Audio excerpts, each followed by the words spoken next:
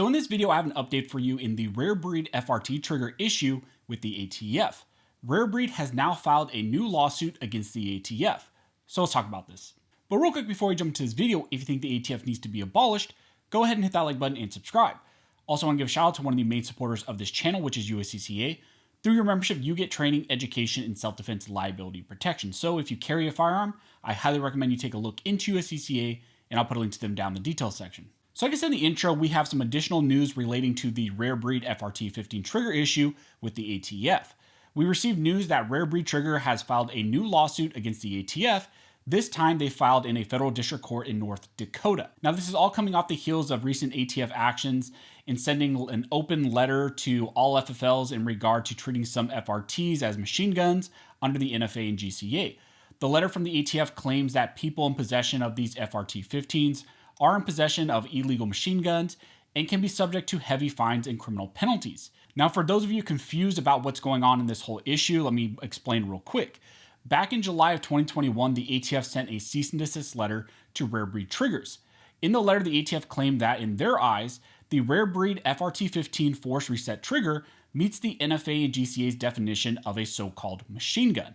Because of this, the ATF claimed the triggers were subject to registration, taxation, and possession restrictions like actual machine guns were. In the letter, the ATF told Rare Breed Trigger to cease and desist the manufacture and transfer of these triggers and to contact them so that they could figure out what they need to do with those triggers that were already sold to people. Originally, Rare Breed did file a lawsuit against the ATF in the Middle District of Florida, but ultimately the case was thrown out by that court because the parties failed to meet a filing deadline. But after that case was dismissed in Florida, Rare Breed indicated multiple times that they were going to refile a new case against the ATF and that they were going to likely file it really soon in a different district. And that's exactly what happened here. So let's take a look at this new case that was filed by Rare Breed Triggers. Now, first I want to point out some of the facts brought to light in this complaint that was filed. The complaint states, on March 26, 2022, armed ATF agents conducted a raid on 3rd Gen Machine Inc. and served a warrant requiring seizure of 1. All FRT-15 triggers, 2. All materials and components used to manufacture and assemble FRT-15 triggers, 3. Any computer, computer hard drive, or other physical objects relating to Rare Breed triggers, and 4. All machinery and or computerized code, blueprints, software, and or programs related to the manufacture of the FRT-15. The complaint goes on to say that the ATF seized everything related to the above designations, except they left more than 1,000 FRT-15s. The ATF actually left 1,000 assembled FRT-15s, each of which they are claiming were machine guns, but they decided to just leave them at cardboard boxes at that manufacturer, at that 3rd Gen Inc. Manufacturer, and I guess it was in an unsecured parking lot. In the complaint, it's alleged that the ATF did not want to seize the Rare Breed Trigger property under that warrant and therefore give Rare Breed Trigger standing to seek a full and fair challenge to the ATF's misclassification of their triggers as so-called machine guns. The complaint states that the FRT-15s remained unsecured at the 3rd Gen Inc.'s parking lot until about April 14th of 2022, when Lawrence DeMonico, the Rare Breed Trigger president, went to that manufacturer, went to those offices, and picked up those boxes of the FRT-15 triggers. It states that Mr. DeMonico began transporting the triggers, which are Rare Breed Trigger's property, to another location. It then goes on to state that in the early morning hours of April 15, 2022, more than a dozen ATF agents in unmarked vehicles stopped Mr. DeMonico's vehicle. Mr. DeMonico was ordered out of his vehicle at gunpoint, and there was no search or seizure warrant, no arrest warrant. ATF seized thousands of those assembled FRT-15 triggers and thousands of the FRT-15 component parts. Even though Mr. DeMonico allegedly possessed thousands of illegal machine guns under the ATF new interpretation, Mr. DeMonico was not arrested, and he was only detained long enough for the ATF agents to seize those property, to seize those triggers.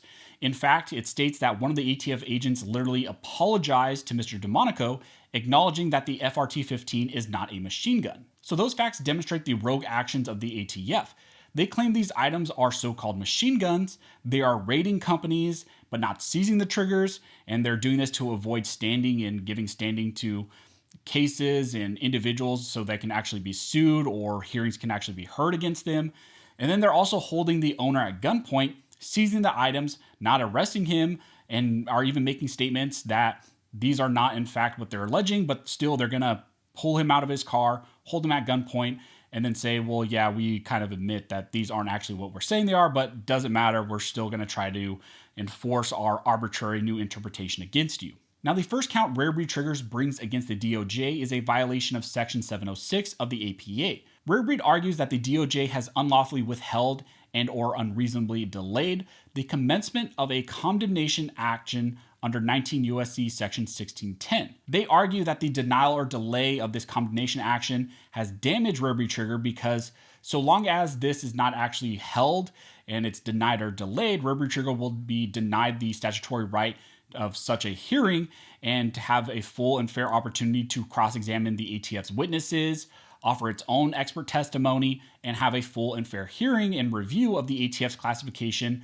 and their decision, and also that cease and desist letter that was issued against them. Essentially, the company is arguing that the DOJ has not provided a specific hearing that they are actually supposed to get, and they have not provided Rare Breed a fair chance to address the ATF's allegations before any of them have even been enforced against them. So again, they're not getting this hearing that they're supposed to get, and yet the ATF is still engaging in these actions, including pulling out the owner of his vehicle and holding him at gunpoint. Rare Breed Trigger is also seeking a writ of mandamus, and they are trying to get the court to direct the DOJ to perform the statutorily mandated function of commencing that condemnation action in relation to the property that's being seized.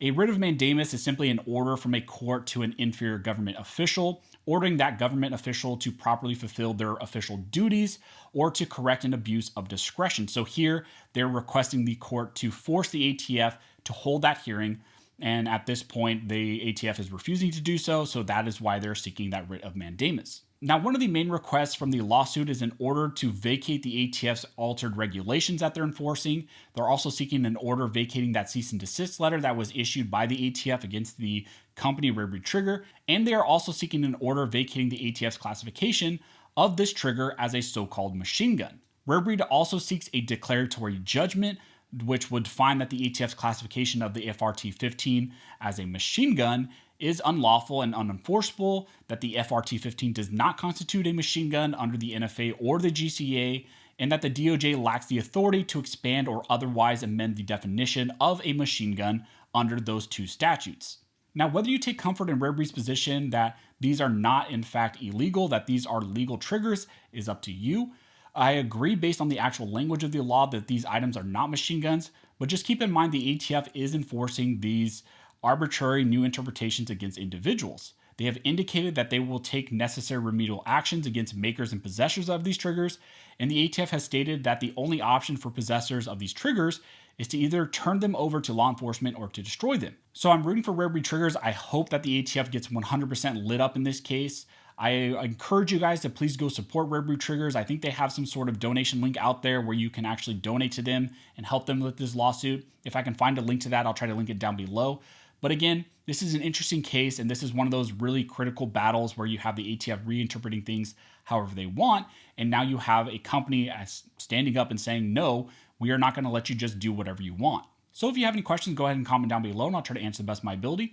Also, if you like this video and like support the channel, one of the best ways to do that is to like, comment, and subscribe.